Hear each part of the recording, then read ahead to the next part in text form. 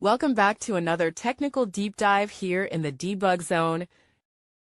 Today we're tackling a big question and breaking it down with insights from other users. Hopefully this clears up some misconceptions and helps you get the answer you need.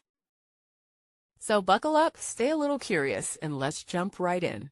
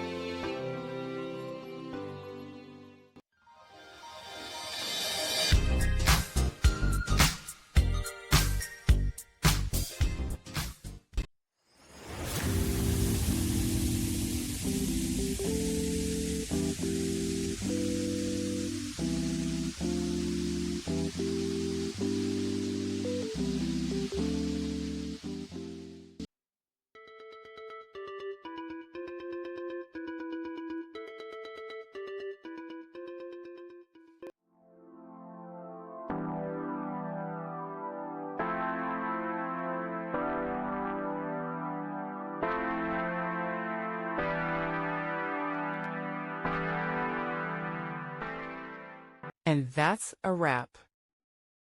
I hope you found the answer you were looking for. If you did, take a second to hit that subscribe button. It really helps out. And let me know in the comments which solution worked best for you. See you next time in the debug zone.